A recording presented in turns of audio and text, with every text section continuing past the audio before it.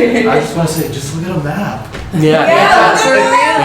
It's literally in Asia. We sat down with 5 very passionate voices, including our own, and had an unscripted discussion on identity and representation within the Asian diaspora as Desis. Welcome to the Red Disc Unscripted, Episode 1. What does Asian mean to you, and who do you believe it includes?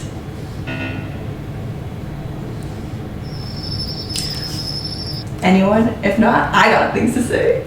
Go for it. All right. Set the tone. Yeah. So Asian means to me, honestly, in this country, it just straight up means East Asian. It's not us. I feel like it's always been that way. Anytime I've told people I'm Asian, they're like, no, you're not.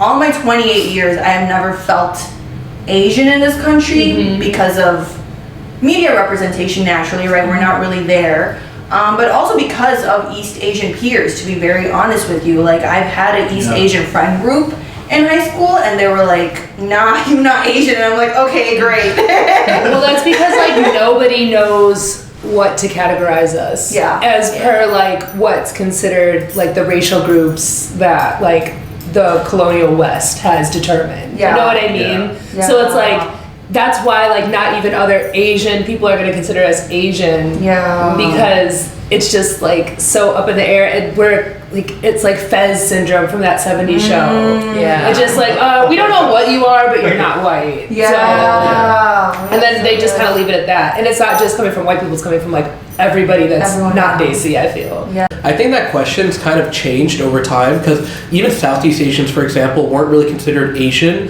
until more recent times. And I think there are some places, like within the diaspora, where South Asians are now being included a little bit more so. But at large, I would say that it's not like an adopted mindset, like, you know, overarching. So it's an interesting thing because I think things are shifting, but they're not really shifting to include us, even with that shift of like taking Southeast Asians, Pacific Islanders, things like that. Like, we're still kind of left out of the conversation oftentimes. So it's kind of like heartbreaking in that sense. Yeah. But also it's like, oh, there is progress being made, but why are we being left out of that progress? I just want to say, just look at a map. It's literally in Asia.